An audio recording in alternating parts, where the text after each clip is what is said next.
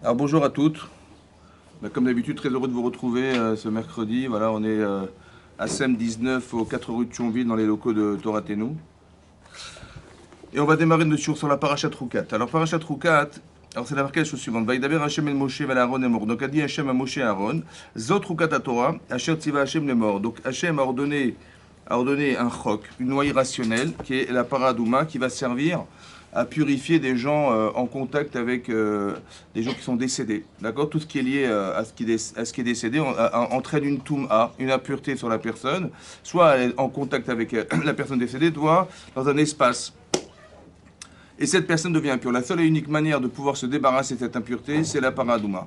Qu'est-ce que c'est qu'une paradouma? C'est une vache rousse, ouais, qu'on a dû brûler. On a brûlé, on a reconcentré les cendres qu'on a mis dans un flacon, on a mis de l'eau de source. Ensuite, on a pris du bois de Ezov et jeté tolahat et on a mélangé tout ça et on a aspergé les gens. Ouais. La personne impure est aspergée le 3e et le 7e jour. La personne impure devient pure au bout du 7e, et la personne qui a brûlé la vache, autant qui a rassemblé les cendres et qui a aspergé, elle devient pure le jour même où elle a aspergé, brûlé ou rassemblé. Voilà ce que dit la Torah. C'est un chok. Ouais, c'est un chok, c'est une loi irrationnelle. Maintenant, c'est intéressant d'y réfléchir parce que qu'est-ce que c'est que l'irrationalité? Voilà, on va essayer de comprendre. Dans la Torah, il y a deux choses, il y a deux styles de mitzvot.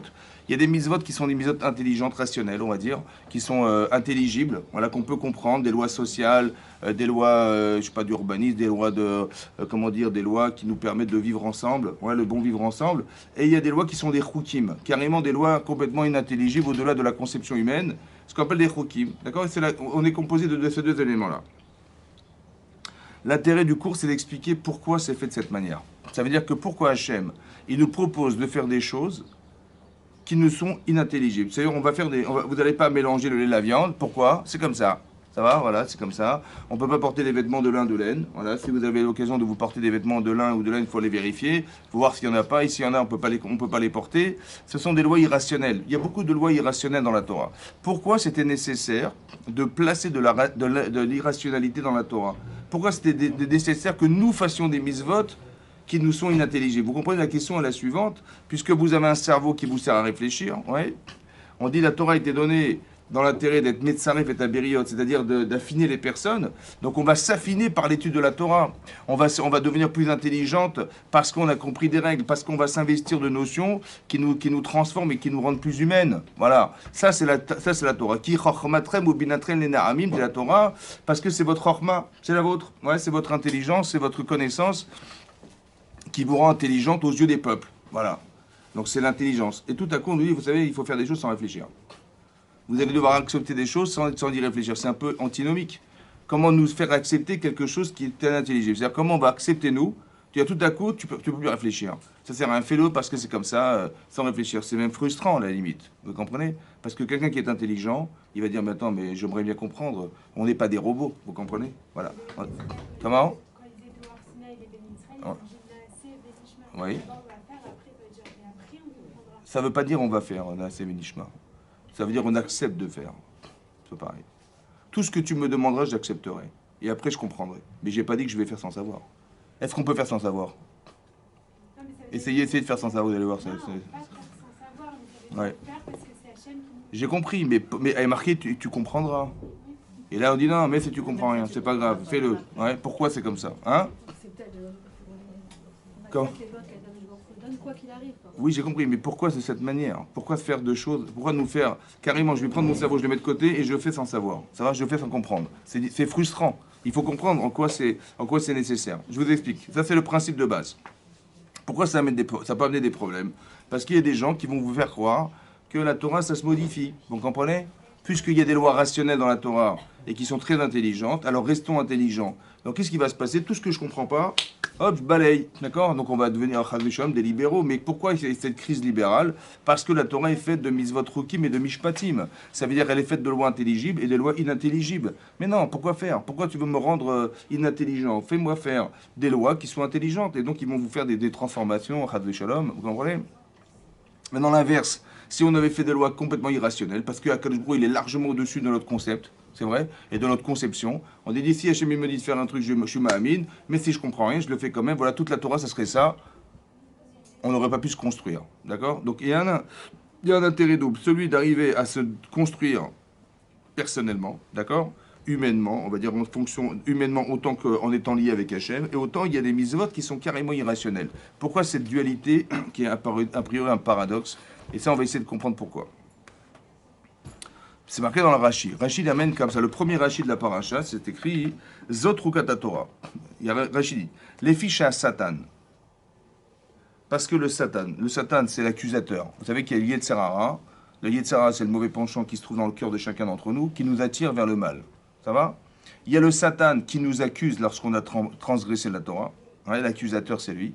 Et il y a le Malach HaMavet qui réalise la sentence de celui qui a fauté. Mais c'est le même ange. Comme ça dit la Gemara dans votre Tradav Tetzaïn, la Gemara dit que le Satan, le Yetzer Hara, le Satan, le Malach HaMavet, c'est le même ange. C'est le même. Qui nous pousse à fauter, qui nous condamne lorsqu'on faute et qui nous amène la sentence. Maintenant, c'est marqué ici, les fiches à Satan, donc parce que le Satan, ve'umot ha'olam, et les nations du monde. Monim et Israël est mort. Ils nomment Israël en leur disant, ma misva azot. Qu'est-ce que vous faites là? Ben, je dis, voilà, on va purifier des gens. Qu'est-ce que vous faites? C'est quoi le truc? Ben, vous prenez une vache, hein, vous la brûlez. Ah ouais, d'accord. Ensuite, vous récupérez les cendres, hein, vous remettez dans un flacon, vous mettez de l'eau dedans et vous secouez, d'accord? Et vous aspergez les gens. Et c'est comme ça qu'on purifie des gens. Je peux comprendre, c'est quoi? C'est de la sorcellerie? C'est quoi cette misva? Ma misva azot. D'accord? C'est ça qu'on leur demande. C'est ça qu'ils nous demandent. Ou mata yeshba. Et quelle raison justifie cette mitzvah? Qu'est-ce qui justifie un acte pareil? Quel rapport y a-t-il entre le fait de purifier des gens impurs et le fait de brûler une vache? Quel rapport y a-t-il? Et en plus de ça, que c'est incompréhensible, comme ça Shlomo HaMelech a dit, ouais, Shlomo HaMelech il a dit que le symbole du chok, le symbole de l'irrationalité dans la Torah, c'est la paradouma. Il a dit, j'ai compris toute la Torah. J'ai compris, j'ai donné des raisons à toutes les mitzvot. Mais je suis arrivé à paradouma, la Torah, elle est rechoka mimeni. Il a dit, la Torah, elle est loin de moi. La Torah, il n'a pas dit la mitzvah, il n'a pas dit, j'ai tout compris, cette mitzvah m'échappe. Il a dit de la Torah. C'est-à-dire qu'il a dit, j'ai rien compris à la Torah. Pourquoi? Parce que je ne comprends pas comment quelqu'un qui est pur, il devient impur et impur pur. C'est quelque chose qui était incompréhensible. Et donc qu'est-ce qui va se passer? Les Umot Avolam vont dire, mais c'est quoi cette raison? En fait, on sait pertinemment que la Torah nous permet de nous construire, et là, je ne comprends pas en quoi tu te construis dans le fait de brûler des vaches, et de... Un, je ne comprends pas le protocole, et deux, je ne comprends pas qu'est-ce que tu gagnes à faire une chose. C'est quoi le tam? Qu'est-ce que tu fais? C'est ça que les Umot Avolam, ils vont nous poser comme question. Autant que le Satan, il nous pose la question.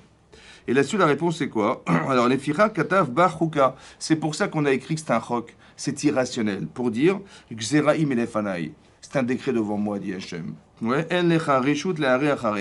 Tu n'as pas la permission de revendiquer quoi que ce soit contre ce que j'ai décidé. Voilà ce que dit Hachem. C'est-à-dire que si un gars, il me demande, mais pourquoi tu fais la paradouma? Je dis, écoute, je suis désolé, c'est comme ça.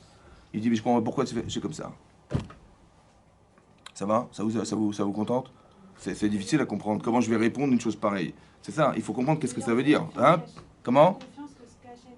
Oui, mais comment ça se réfléchit? Comment vous allez... Est-ce que vous allez être encouragé à le dire ou vous êtes dérangé par le dire? Hein? Ça vous va? Ça vous va? Si on vous dit... ben oui, c'est embêtant. C'est-à-dire qu'il y a un problème. Quand on nous rend intelligents, parce qu'on nous dit, voilà, il y a des lois dans la Torah qui sont extraordinaires, j'ai dit, ah ouais, c'est magnifique.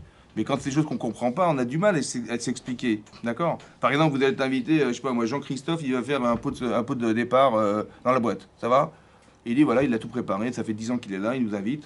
D'accord, il vous invite, il a préparé du champagne, ouais, des tranches de charcuterie, évidemment, ouais, du saumon, des machins, des trucs, mais tout, rien n'est caché. Ça va? Il dit, madame, vous voulez venir, je vous invite, ça fait 10 ans qu'on travaille ensemble, vous venez ou pas?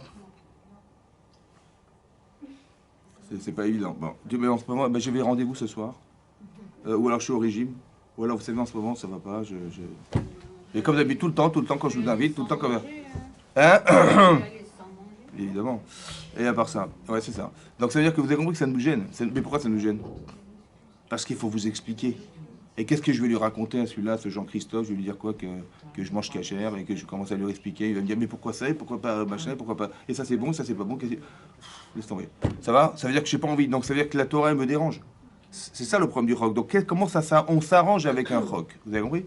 Comment je vais m'arranger avec de la irrationalité dans la Torah parce que je suis plus embêté qu'autre chose.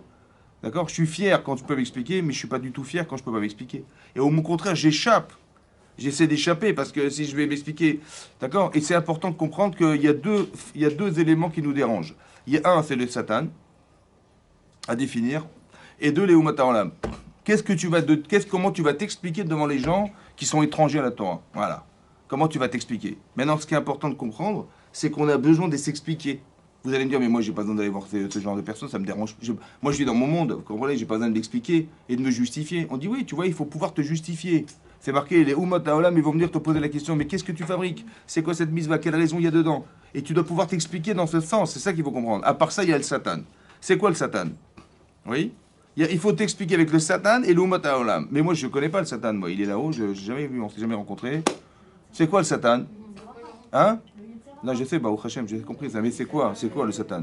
Ok, j'ai compris, mais ça veut dire quoi? C'est quoi le Satan? Le Satan, vous lui parlez au Satan? Vous avez rendez-vous? Moi non plus. Mais donc, ça veut dire, il faut comprendre, c'est quoi le Satan? Il y a marqué dans Rashi, parce que le Satan, il va me poser la question. Mais c'est quoi cette mitzvah?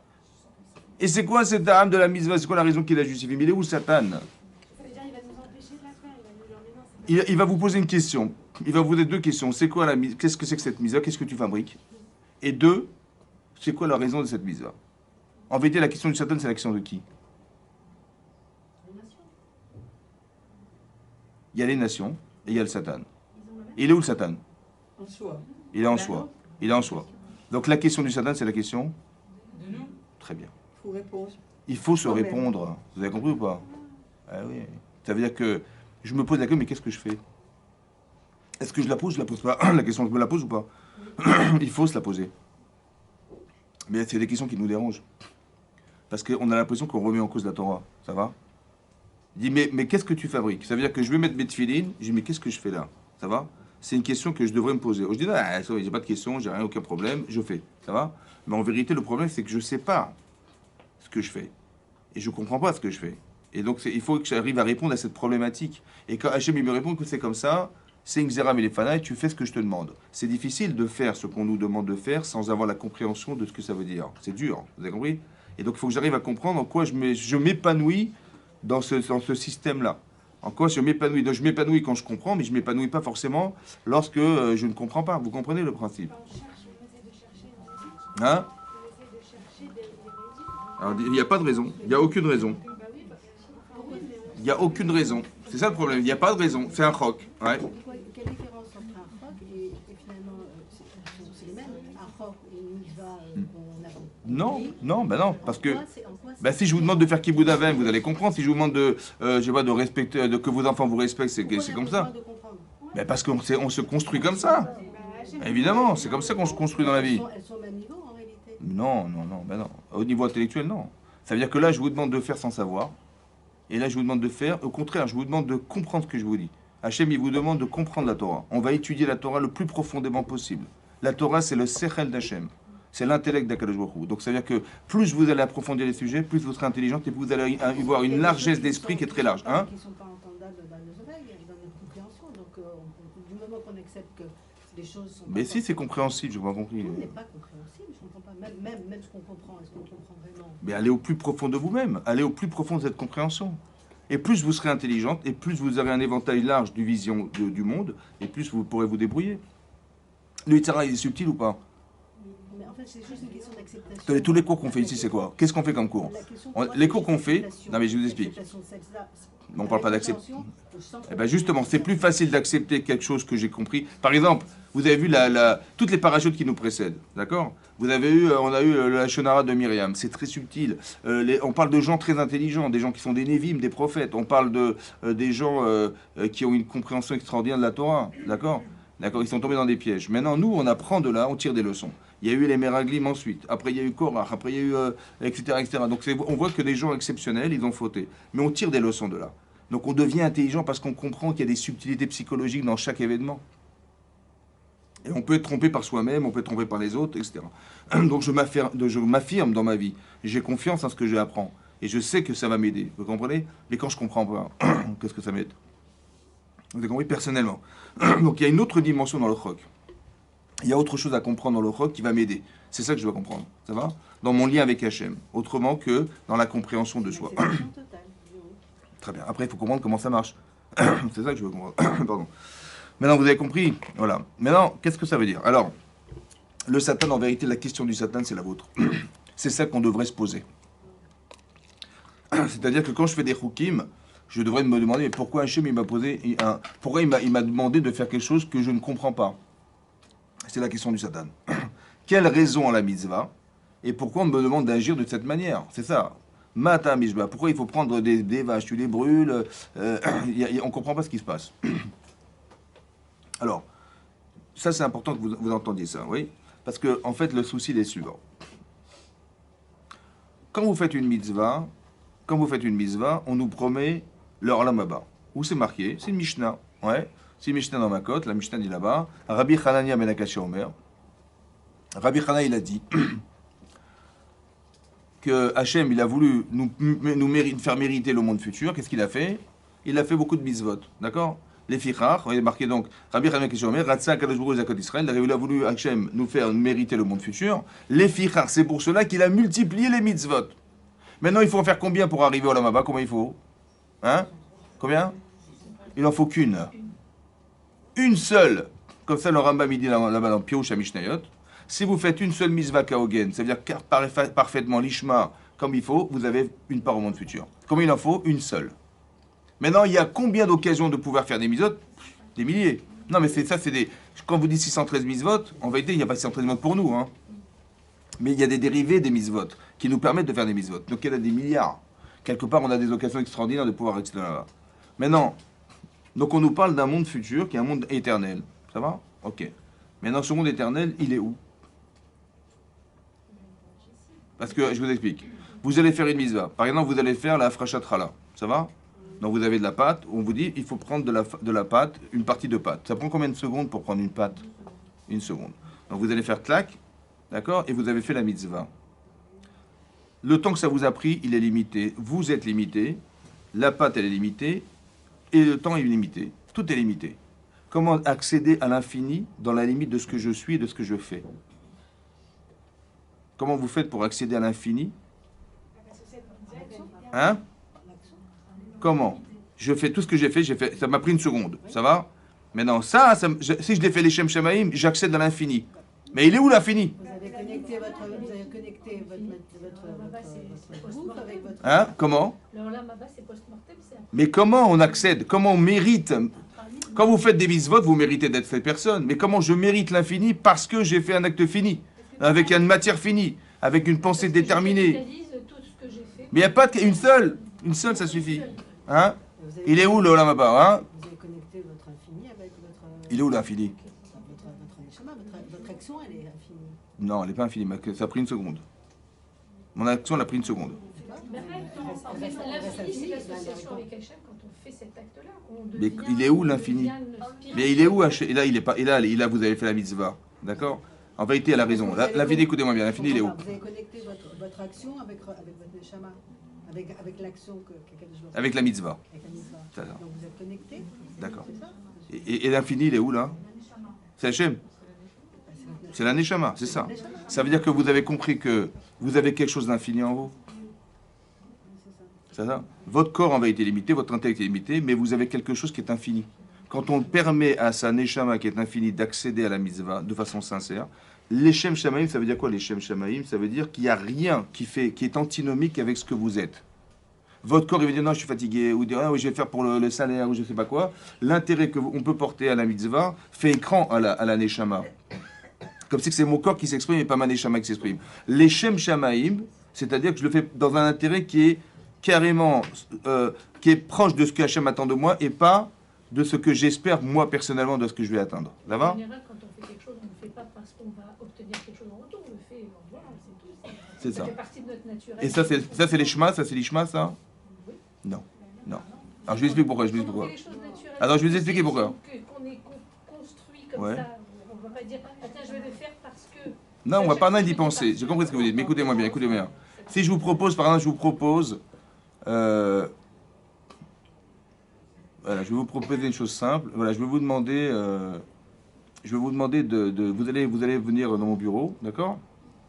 Vous allez mettre des noms, des prénoms sur une enveloppe, une adresse, un code postal et une ville, et je vous donne 550 millions d'euros par mois. C'est pas rationnel. Vous venez ou pas? Non, parce que c'est pas rationnel. Je vous invite à le faire. Vous venez ou pas? Non, parce qu'encore une fois, c'est. 550 millions d'euros. Non, Mais vous allez ça c'est par mois. Mais non, si vous faites des fautes d'orthographe, je vous enlève 500 000 euros. Hein. En fait, il faut partir de ce que vous proposez. Là, écoutez, c'est oui, pas là. une proposition rationnelle. Je vous propose, écoutez, je vous propose cette. Une mitzvah, combien ça coûte une mitzvah? Il n'y a pas, Il n'y a pas de prix. Il n'y a pas de salaire. Est-ce que vous avez le même enthousiasme à faire une mitzvah que de recevoir 550 000 euros par mois? 550 millions d'euros par mois? Et répondez-moi. Répondez-moi. Non. Non. Donc est-ce que quand je le fais vraiment comme si j'avais... Vous avez compris ou pas? Voilà. Ça veut dire qu'en vérité, est-ce qu'on a commencé une avodat Hashem?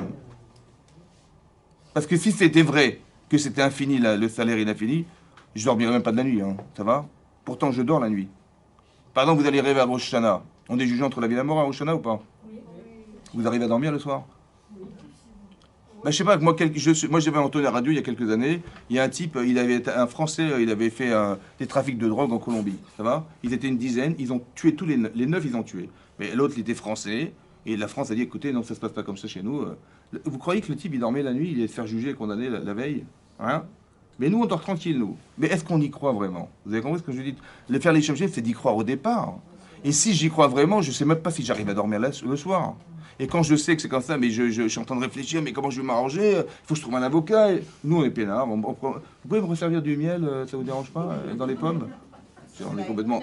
Mais non, mais c'est pas... Mais non, mais est-ce qu'on est conscient? C'est ça que je vous explique. Est-ce que vous êtes conscient de ce que vous faites? Vous avez compris ou pas? Parce qu'on dit, ouais, on fait Rosh Hashanah, mais est-ce qu'on est vraiment dans la vraie dimension? Vous avez compris ce que je veux dire? Est-ce que vraiment, c'est vraiment les Shem Shamaim? Alors qu'en vérité, est-ce que je le fais parce que je le sais, on m'a demandé, je le fais. Mais est-ce que je suis engagé dans ce que je fais? Est-ce que j'existe dans ce que je fais? C'est ça la différence. Si je savais que Rosh Hashanah c'est comme ça, la Mishnah dit on passe tous qui des marronnes. Et pour nous dire une image pareille, pour vous dire, mais on passe comme des moutons, hein. On peut chacun son tour. Je me représente devant Hachem, qu'est-ce que je vais lui dire? Mais on s'en rend même pas compte. Hein. Vous avez compris, on n'est même pas dans les sujets. Mais il y a quelque chose que je voulais vous rapporter, c'est ça. L'idée que il y a quelque chose d'irrationnel. Mais en vérité, l'irrationalité, l'infini que vous portez en vous, c'est vers ça qu'il faut atteindre cette partie de soi. Il faut atteindre cette partie de soi. Pour vous expliquer un peu la notion, c'est comme ça. La difficulté d'appréhension de ça. C'est Yengman en Brachot, la Fiudbet, la Gemara dit là-bas que Ishayahu, le Navi, il est venu voir Hiskiyahu Ameler. D'accord? Il était très malade, c'était un roi qui était très malade. Il a dit, fais ton testament. Pourquoi? Il dit, parce que tu vas partir. Il dit, mais pourquoi je devrais partir? Il a dit, parce que tu n'as pas fait la misva de Piri Averibia. Dit la Gemara, elle dit, parce qu'il a répondu, j'ai pas fait la misva d'avoir des enfants.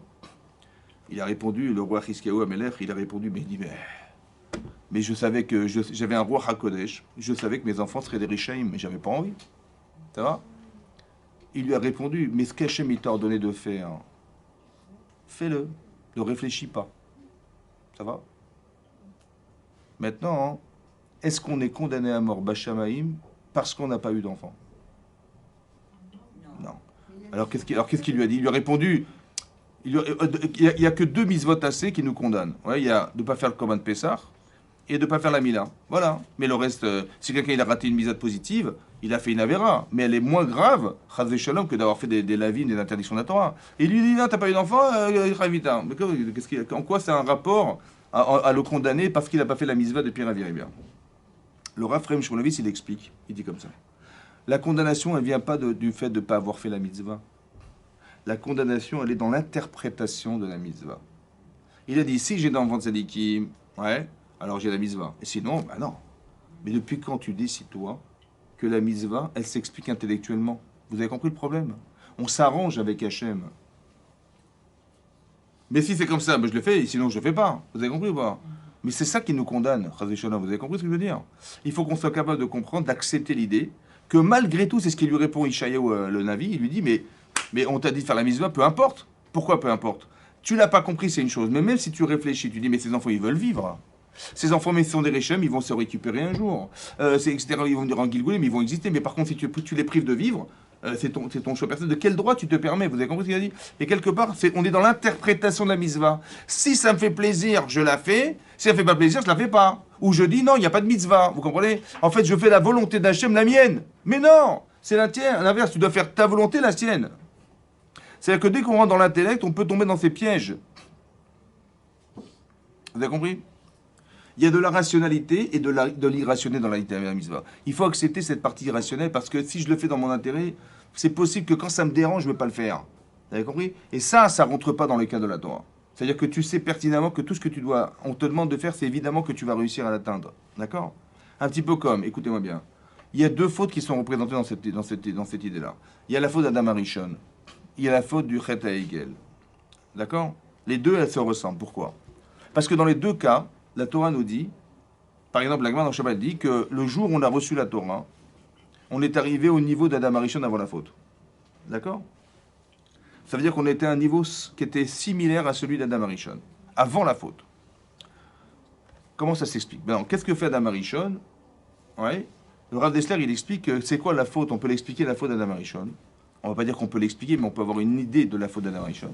C'est qu'Adam Arishon, il avait une potentialité extraordinaire. Hein. Ça veut dire que l'Agban dans Baba Batra, il dit qu'après sa mort, ses deux talons, ils brillaient comme deux soleils. Alors le Rav, il dit, si déjà ces deux talons, ils brillaient après sa mort comme deux soleils, imaginez-vous sa tête après sa mort. Et imaginez-vous de son vivant. Ça veut dire qu'il était extraordinairement brillant, ça va? Maintenant, c'est marqué dans la Gemara qu'il était roé, misof aolam vatsofo. C'est-à-dire qu'il était capable de savoir tout ce qui se passait autour de lui jusqu'à la fin des temps et autour de lui dans l'univers, quoi. Ok. Maintenant, il avait une perception très large. Maintenant, il s'est dit, mais c'est quoi qu'on m'a demandé? C'est quoi ma mission? Ben, tu dois l'ishmor et ta gan, tu dois garder le gan et tu dois travailler dedans. Bon. Il dit, mais ça, c'est que ça. C'est-à-dire, toute la potentialité que j'ai pour ça. Il a dit, mais non, j'ai trouvé un truc. Vous savez ce que je vais faire? Je vais être tenté de faire la Avera. Et quand la tentation viendra, je vais prendre toutes mes énergies pour contrecarrer le désir de faire la Avera. Et là, j'aurais utilisé tout mon potentiel, j'aurais fait un kiddush Hashem. Voilà ce qu'il a pensé. D'accord? Il a commencé à réfléchir, il a dit comme ça. Qu'est-ce qui s'est passé? En fait, le problème, c'est qu'on se connaît avant la faute. Mais est-ce qu'on se connaît après la faute? Est-ce qu'on se connaît pendant? Ah, c'est ça le problème. Vous avez compris? Ce que lui ne savait pas, c'est qu'on est happé par le désir et on ne peut pas se retenir. Et donc, il va forcément fauter. En pensant utiliser un potentiel, en fait, si vous voulez, le désir est plus fort que la connaissance de soi. Le désir est plus fort que la connaissance. Donc, quand il va vouloir faire la Vera, il va être happé par le désir, il va tomber, il va trébucher, il va glisser, il va se faire avoir. Les Bnei Israël, ils attendent Moshe Rabbeinu. D'accord? Ils attendent Moshe Rabbeinu. Au bout de 40 jours, il n'est pas là. Qu'est-ce qu'ils ont décidé? Ils ont pensé que Moshe était mort. C'est vrai? Qui c'est qui leur a fait croire? Le Satan. Il leur a fait croire qu'il est mort. Pourquoi? Parce que au fond de nous-mêmes, on est confiant. Mais de toute façon, tout ce qu'on pourrait réaliser dans sa vie ne dépend que de Moshe Rabbeinu. Au fond de moi-même, inconsciemment, j'ai une peur. Parce que je dépends de cet homme. Et s'il n'est pas là, on fait quoi? Vous avez compris ou pas? Cette peur, en vérité, il va l'exploiter, le Satan. Il va me faire croire qu'il est mort. Mais en vérité, me faire croire qu'il est mort, c'est la peur que j'ai qu'il soit mort. Vous avez compris ce que se fait le Satan? C'est pas lui qui me fait croire. C'est moi qui ai cette peur en moi et qui est relative au fait que Moshe ne soit pas venu. Et donc je relativise en pensant que...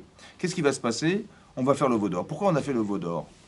Parce que c'est marqué dans le Midrash Rabbah hein, que quand on a traversé la mer Rouge, on a vu des choses extraordinaires. On a eu un roi HaKodesh fantastique et qui nous venait de Moshe Rabbeinu. Et là-bas, c'est marqué qu'ils ont vu ce que Yecheskel ben Bouzi n'a même pas vu de son vivant. Yecheskel ben Bouzi à Cohen. Maintenant, quand vous voyez dans Yecheskel, au début de Yecheskel, qu'est-ce qu'il a vu Yecheskel Hanavi? Il a vu le Kisei Kavod, qui est reposé sur un pied, le pied du veau. Donc ils ont dit, mais attends, c'est-à-dire que si Moshe est mort, le seul support qu'on avait entre la terre et le ciel, c'était Moshe Rabbeinu. S'il est mort, il faut qu'on soit représenté par un support qui nous relie à Hachem. On a vu, qu'est-ce qu'on a vu? On a vu le veau, le pied du veau. Alors on va faire un veau. Et c'est ce veau qui sera dorénavant l'intermédiaire entre nous et Hachem. D'accord? Mais non, ils ont reçu la Torah ou pas? Ils ont reçu la Torah ou pas? Non. Ils l'ont reçu quand la Torah? Le 17 Tammuz. Là, on est la veille. Là, ils ont reçu les loups, ils ont écouté. Ils ont écouté, mais ils ont reçu la Torah pour raisonner. Est-ce qu'ils n'ont pas fait la faute qu'Adam Arishon a faite, c'est-à-dire de vouloir faire quelque chose sans savoir? Il dit, on va prendre l'initiative, on ne sait pas, mais on va faire. Et ici, pareil, on va faire quelque chose, on a vu, on va réfléchir, on va faire sans savoir. Tu connais la Torah ou pas? Non. C'est pour ça que dans cette paracha, hein, c'est marqué que Rashi rapporte le Midrash, au nom de Rabbi Moshe Darshan. Le Midrash, il dit que la para Adouma, elle vient expier la faute du veau d'or. C'est marqué que Ba para, Mekaner Tsoad Bena. elle est venue la vache, elle va nettoyer les saletés de son enfant. C'est qui l'enfant? C'est la Vaudor. Donc le Rabbi Moshe Adarshan dans le Midrash Rabbah, il vient nous expliquer à quoi sert la faute, la paradouma. La vache rousse, elle vient expliquer la faute du Vaudor. En quoi la vache rousse vient expliquer la faute du Vaudor alors qu'on sait pertinemment que Shlomo HaMelech, Chacham Mikol Adam, il était le plus sage de tous les temps, il n'a pas compris lui. Mais Rabbi Moshe Adarshan, il va t'expliquer lui. Comme ça demande le Beth Alevi. Il dit mais comment c'est possible? Alors il dit comme ça. La faute du Vaudor, c'est d'avoir pris l'initiative de faire sans savoir. Alors Hachem, il n'y a pas de problème. Voilà, je vais te présenter une mitzvah qui s'appelle Paradouma. Maintenant, je vais t'étudier. Tu vas étudier la Torah, je vais te proposer ce bien. Alors tu vas te poser, mais tu dis, mais à quoi ça consiste? Ben, c'est simple, tu prends une vache, tu la brûles, tu la mets dans un flacon, tu mets de l'eau dedans, et tu asperges les gens, et celui qui asperge, il est tamé, celui qui est aspergé au bout du 7e jour, il est tahor. Il dit, t'as compris ou pas? Je dis, non, j'ai rien compris. Il dit, t'as pas compris? Donc tu n'as pas compris la Torah? Je dis, ben non. Je dis, mais si tu n'as pas compris la Torah, comment tu as pris l'initiative de faire sans savoir? Ça veut dire que la paradoumia, elle vient expier la faute. Ça veut dire que je sais que je ne peux pas tout comprendre. Alors comment j'ai pu prendre l'initiative de faire sans savoir? Vous avez compris ça? C'est ça qui répare la faute. C'est ça qui répare la faute. Ça veut dire que comment tu as pu prendre l'initiative sans être au courant de ce que tu peux faire? C'est pour ça qu'il y a marqué dans la Torah, Zot Rukata Torah, Asher Tziva Hashem, qu'Hachem avait ordonné de faire. Vous avez compris? Je ne peux pas faire de mitzvah sans avoir été ordonné de le faire. Pourquoi? Parce que la partie qui me lie à Kadosh Baruch Hu, la mitzvah, c'est elle qui va nous rendre infini. Ça ne peut s'expliquer que si on a été ordonné de le faire. Mais si tu n'as pas été ordonné, qu'est-ce que tu t'inventes des choses? Parce que l'invention humaine, ça reste dans le domaine de l'humain. Ça ne peut pas aller au lame-bas, ça. Vous comprenez ou pas? Tout ce que tu comprends par toi-même, c'est à la limite de ce que tu es, de ta compréhension. Donc ça ne va pas plus loin que toi. Par contre, on voudrait te permettre d'accéder à l'infini. Alors il faut que ce soit lié avec Akadosh Baruch Hu. C'est pour ça qu'il y a marqué Asher Tziva Hashem.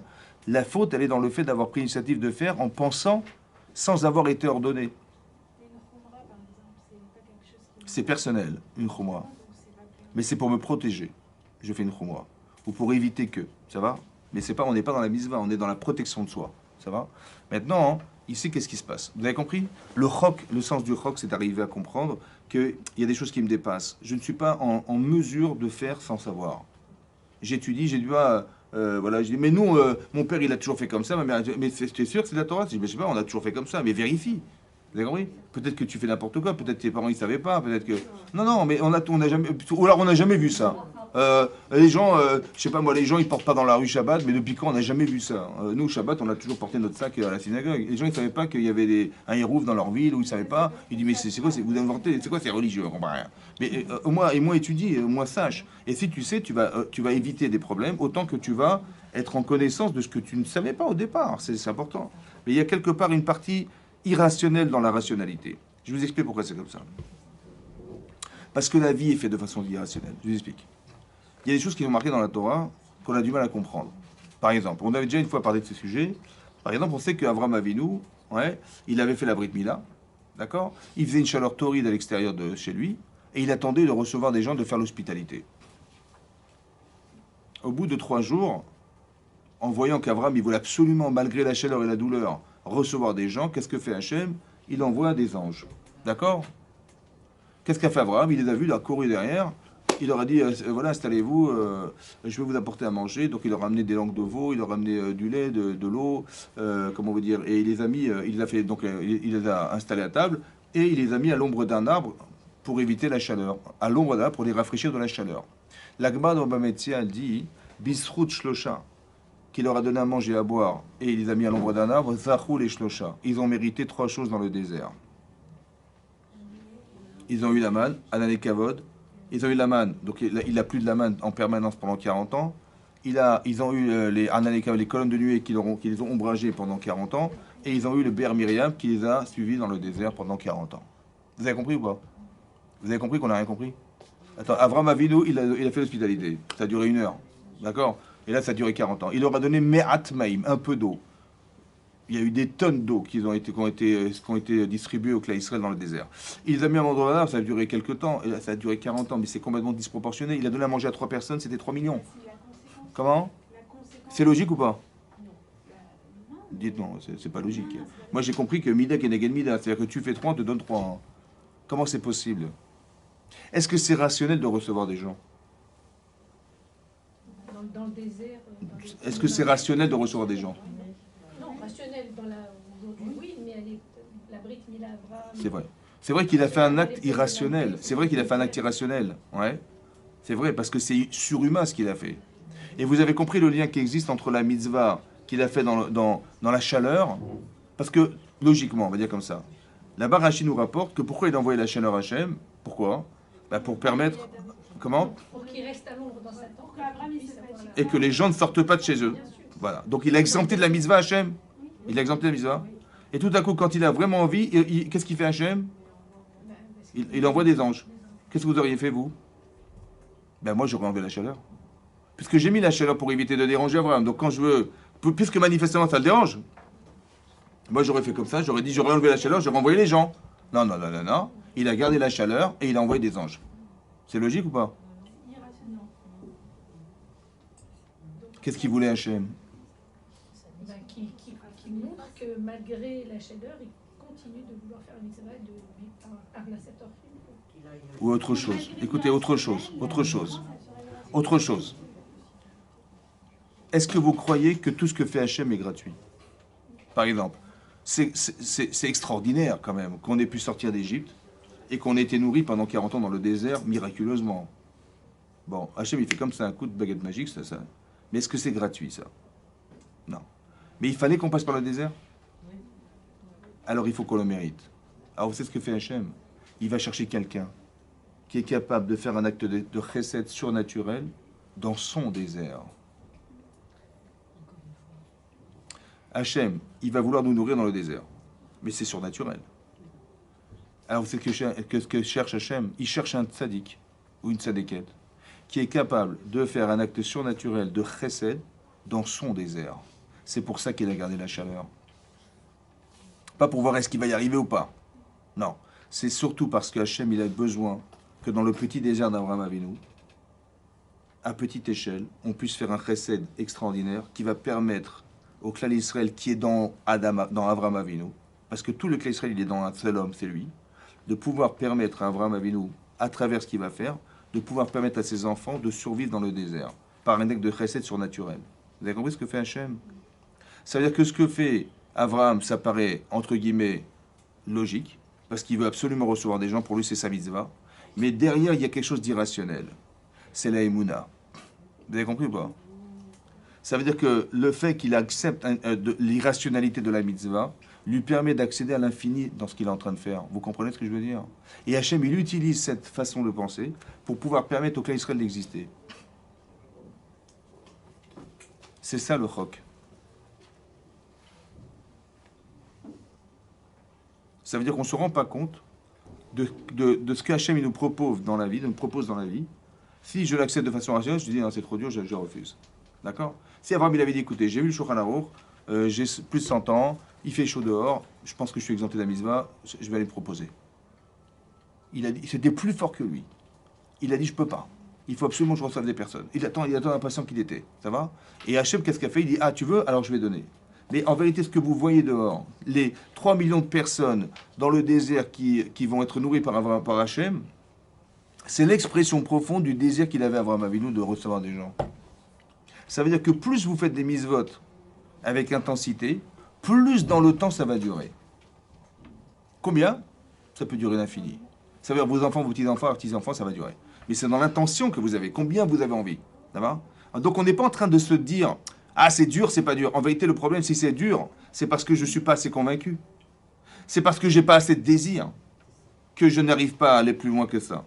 D'accord? Mais si Hachem me l'a proposé, c'est que je suis capable? Mais c'est pas rationnel parce que je n'y crois pas. Il faut que tu y crois. Vous avez compris ou pas? Il faut que tu y crois.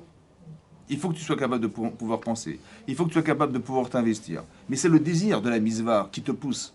Il a tellement répété des centaines, des milliers de fois l'hospitalité que c'était plus fort que lui, vous comprenez? Plus fort que lui. Et donc quand il voit qu'il n'est pas capable, il est tellement en peine de ne pas le faire que Hachem il est obligé de s'exécuter. Mais qu'est-ce que fait Hachem en fait? Il utilise cet homme pour pouvoir faire que l'histoire se déroulera grâce à lui. C'est ça. Mais c'est rock ça. C'est pas compréhensible, c'est pas humain ça. Vous comprenez ce que je veux dire? Ce sont des choukim. C'est-à-dire qu'il y a une partie qui m'échappe que j'accepte. Moi, intellectuellement, je sais comment ça fonctionne. Mais au-delà de ça, je ne sais pas. Accepte que c'est possible. Parce que si tu n'acceptes pas, ça va rester à la limite de ce que tu penses. Tu as donné à 3 personnes, eh ben on va donner le trou de 3 personnes, pas plus. Mais si tu rentres dans la partie irrationnelle, c'est-à-dire, je ne sais pas ce qu'il va faire Hachem avec 1000 millions, j'en sais rien. Vous avez compris? J'aurais jamais cru que 3 égale 3 millions. Hein. J'aurais jamais cru qu'une heure égale 40 ans. J'aurais jamais cru. Mais pourquoi? Parce que tu laisses l'accessibilité à Hachem de pouvoir le faire pour toi. Tu es d'accord que ce que tu fais, il y a quelque chose de rationnel. C'est que tu vas te construire dans le chesed. On ne peut pas devenir quelqu'un, une bonne personne, si on n'exerce pas de la bonté. Ça n'existe pas. Vous comprenez? Donc je vais exercer, bien sûr. Mais ça, c'est mon intérêt personnel. Mais qu'est-ce que Hachem, il fait de moi? Je ne sais pas. Ça, c'est irrationnel. Je laisse faire. C'est comme Youssef, il va échapper à la femme de Potiphar, et bien la mer va s'ouvrir. Il y a marqué Vayanos, Ra'a Ayam Vayanos. Elle a vu la mer, elle s'est sauvée. Elle s'est écartée pour laisser rentrer les d'Israël dans la mer Rouge. Mais par quel mérite? Le mérite que Youssef il a échappé à cette femme. Je n'ai pas compris. Parce qu'il échappe à cette femme, alors la mer va s'ouvrir. Vous avez compris? C'est complètement irrationnel. Ce qu'il a fait est rationnel. Il n'a pas voulu se perdre. Il a dit non, je suis un tzaddik, je ne veux pas me perdre dans cette relation. Kolakavod. Mais que ça rentre de l'irrationalité et de fait que la mer va s'ouvrir, c'est incompréhensible. Vous avez compris? Mais écoutez-moi bien, ça veut dire qu'il a accepté le chok. C'est une xéra milefanaï. Je t'envoie une épreuve, mais laisse tomber, c'est une xéra milefanaï. C'est un décret que je décrète pour toi, pour que je puisse, moi, me permettre de faire que l'avenir, il va se dérouler grâce à toi. Vous avez compris ça? Il y a une partie, il y a la partie saillante de l'iceberg, mais dans la mer, il y a un iceberg énormissime de glace que je ne vois jamais. Hachem, il est plus là que de l'autre côté. Vous avez compris ou pas? Il est plus dans ce que tu sais pas de lui, de ce que tu vas voir. Tu dis, bah oui, j'ai eu des preuves, j'ai eu des trucs. Ok, c'est ce que tu sais, c'est ce que tu as vu. Mais qu'est-ce qui est caché derrière? Tu dis, bah ça, c'est pas mon domaine. Ça fait partie du roc. Le Satan dit, mais qu'est-ce que tu fais? C'est quoi cette bise-va?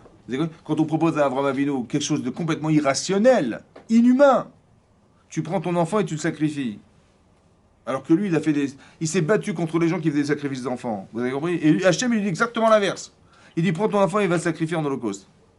C'est irrationnel, vous comprenez? Qu'est-ce qui répond à ça, Hachem, Abraham? Ben, quelqu'un de normal, il dit, écoute, là, je suis désolé, je peux pas. C'est impossible, c'est inenvisageable. Parce que je reste dans la rationalité. Parce que je reste dans l'humain.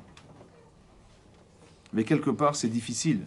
Parce qu'il faut être capable de savoir se construire, de faire abstraction de tous les sentiments que j'ai, de tout ce que j'ai construit dans ma vie, au détriment de ce que Hachem va proposer. Est-ce que tu es capable? Tu prends ton enfant, tu sacrifies. Avraham, il ne va pas sacrifier son fils, il va sacrifier tout le Israël. C'est énorme. Il s'est battu pour avoir un enfant. Il a attendu sa femme, elle a attendu 90 ans pour l'avoir. Lui, il s'est battu pour... Il a eu ça, il a eu ce qu'il espérait. Et tout à coup, on lui demande de sacrifier tout ce qu'il a pu atteindre dans sa vie de plus extraordinaire, d'espoir extraordinaire qu'il a pu atteindre. C'est difficile, ça. D'accord? Donc il y a une partie irrationnelle. Le Satan, il dit, attends, tu vas pas tuer ton enfant. C'est interdit le tir-tsar. Hachem, il t'a dit, tu auras une descendance. Mais si tu cet enfant, tu le tues, tu n'auras pas de descendance. En plus, tu as dit à des gens d'arrêter de faire des sacrifices. Tout est contre. Le Satan, il vient, il lui dit, il le condamne. Pourquoi? Parce qu'en fait, la personne qui se condamne, elle dit, mais je vais quand même pas faire ça. Les questions que le Satan lui pose, c'est les questions qu'Abraham se pose, évidemment, c'est ça. Vous avez compris? Qu'est-ce que je fais de ça? Alors je réponds comme ça. Je lui dis, t'as raison. C'est vrai, t'as raison. Le Satan, il a raison. Tu as raison humainement. Tu as raison. Humainement, tu as raison. Parce que moi, toute ma vie, je me suis construit de façon logique. Humainement, tu as raison. Mais je sais pertinemment que si Hachem il m'a demandé de le faire, c'est que ça a une logique. Et une autre logique, la sienne, pas la mienne. Alors j'accepte. Je refuse la tienne pour accepter la sienne. Vous avez compris ce qui se passe? Ça, c'est le chok, ça. C'est ça, le chok. Ça veut dire autrement dit comme ça. Autrement dit comme ça. Si je viens en tant qu'intellectuel, d'accord? Je suis un intellectuel. Comme Yitro, c'est un intellectuel. Ça va? Il vient, il veut se convertir au judaïsme. Il dit, voilà, j'ai compris, voilà... Qu'est-ce que fait Avraham Avinu? Qu'est-ce que fait Moshe Rabbeinu? Il dit, écoute, viens dans mon bureau. C'est marqué dans la Torah. Il a dit, il n'a pas dit viens dans mon bureau, mais il a dit rentre dans ma tente. Ça va? Et ben il s'appelle, il lui a raconté tout ce qu'il avait, tout ce qui s'était passé, il était là haute et le mat, tout ce qui s'est passé. Mais j'ai pas compris. Mais il est venu se convertir au judaïsme. Il est convaincu. Qu'est-ce que tu vas encore lui raconter des histoires? Pourquoi? Pour faire quoi finalement? C'est même vexant. Il te dit je me convertis. Tu dis mais attends, je vais te raconter, attends, mais c'est bon, je me convertis. Je suis convaincu. Qu'est-ce que tu vas me convaincre de quoi? Ça y est, je suis convaincu. Qu'est-ce qu'il a besoin de raconter en plus des Sipurim? Moshe Rabbeinu, pourquoi faire? Pour encore le convaincre, mais il est déjà convaincu. Et là-bas, bizarrement, c'est marqué Vaïcha Ditro. Il a eu des frissons. il a dit Baruch Hashem, Asher Etzil Etrem. C'est quoi ces frissons? On nous parle de frissons, ça va? Pourquoi des frissons? Parce qu'écoutez bien, écoutez bien. Yitro, c'est un intellectuel, c'est un philosophe, c'est un penseur. Vous avez la raison d'être. Vous avez bien réfléchi à ce que est le judaïsme. C'est de la connaissance. Mais vous avez la passion qui est en face. Ça va? Qu'est-ce qui est plus fort? La raison ou la passion? Ben, le cœur. Donc il dit, mais le pauvre Yitro, il va se faire avoir parce qu'il est venu avec son intellect. Mais demain, il va le pousser à faire la faute parce qu'il va être passionné par une avéra. Alors comment il va s'en sortir?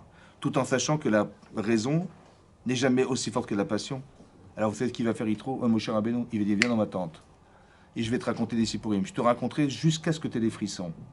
Il faut que ton corps, il ressente ce que tu sais. Et à partir du moment où tu ressens, tu es protégé. Vous avez compris? Parce que demain, le Yetzirah, il va te proposer des choses qui sont émotionnellement touchantes. Et toi, il faut que tu aies les forces émotionnelles de repousser cette émotion. Vous avez compris ça? Ça veut dire que comment dire? Il faut qu'on arrive à faire du moussard pour qu'on ait les émotions de ce qui nous empêche, qui vont nous empêcher de faire la vera. Vous avez compris?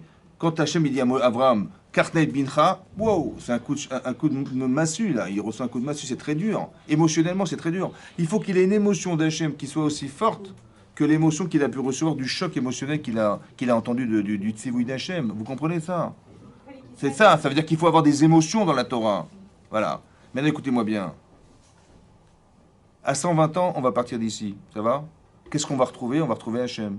Mais je vais retrouver quoi? Ben, je vais retrouver ce que j'ai compris.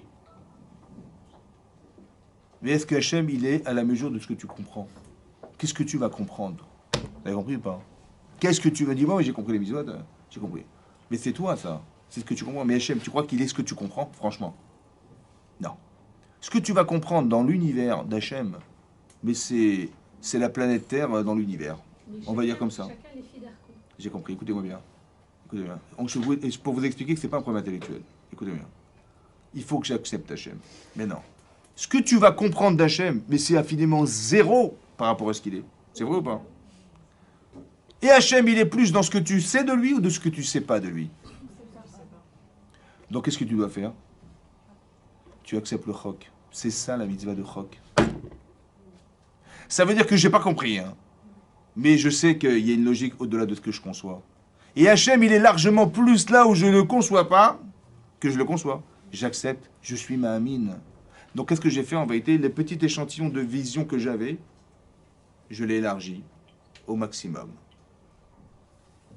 C'est ça qu'Hachem va dire dans la paracha. C'est Ngzerami Lefanaï. C'est un décret devant moi. C'est-à-dire, qu'est-ce que je vais répondre au Satan? Je vais lui dire, écoute, tu as raison. Mais si Hachem me l'a proposé, c'est qu'il y a une autre logique. Laisse-moi tranquille. Je vais dire au goy, moi, j'ai pas la prétention de dire que j'ai compris Hachem. Il m'a dit, mange pas de cochon, bois pas du vin, machin. J'ai pas la prétention de dire que j'ai compris. Mais parce que je n'ai pas l'audace de croire que j'ai compris, à la limite de ce qu'Hachem il est. Chas v'shalom. Non. Alors, j'ai pas forcément compris, mais j'accepte. C'est une manière d'accepter Hachem dans n'importe quelle mesure. Parce que qu'est-ce qui va se passer? Je vais intellectualiser et je vais dire, mais ça ne me concerne pas. Comme le roi Chizkiah Améler, il dit, ah, mais c'est pour avoir des richesses, j'en veux pas. Et donc, je ne veux pas faire la mitzvah. Mais de quel droit, tu comprends? De quel droit tu organises, toi, la mitzvah en fonction de la façon intellectuelle de l'interpréter? Mais de quel droit? Vous avez compris ce que je veux dire? Et ça, le problème, c'est qu'on va faire ce qui nous intéresse. Et pas forcément ce qu'on devrait atteindre. Vous avez compris? Je m'arrange avec la Torah, alors qu'en vérité, c'est moi qui devrais m'arranger. C'est pas que j'arrange la Torah en fonction de mes besoins personnels. C'est l'inverse. Je n'intellectualise pas. Je dis, voilà. Il y a une partie intelligente dans la Torah, évidemment. Mais je ne vais jamais subordonner ma façon d'être ou de penser en fonction de ce que je pense moi. Non. Non.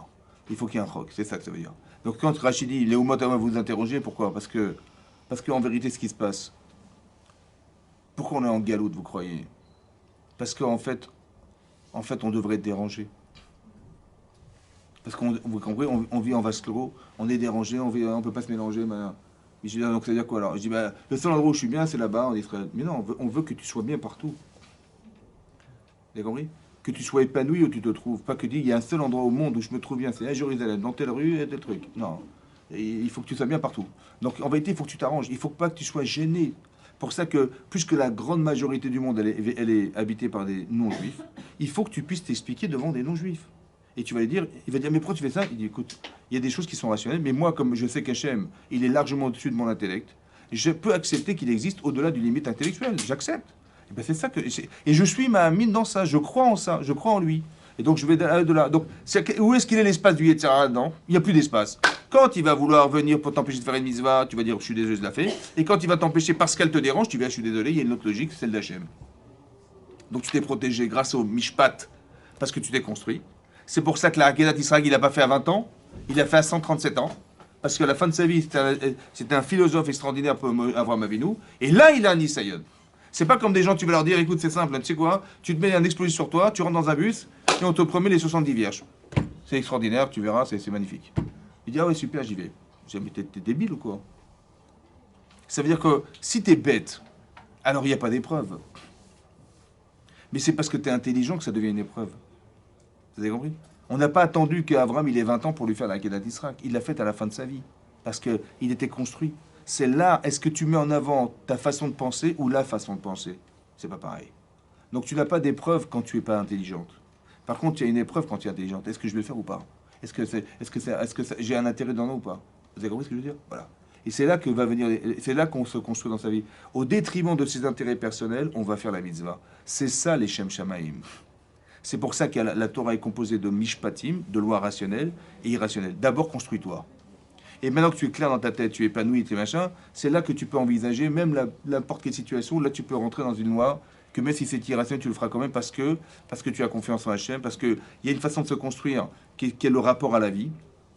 Et il y a une façon de construire son rapport avec Hachem qui est au-delà de cette limite. C'est ça les chukim.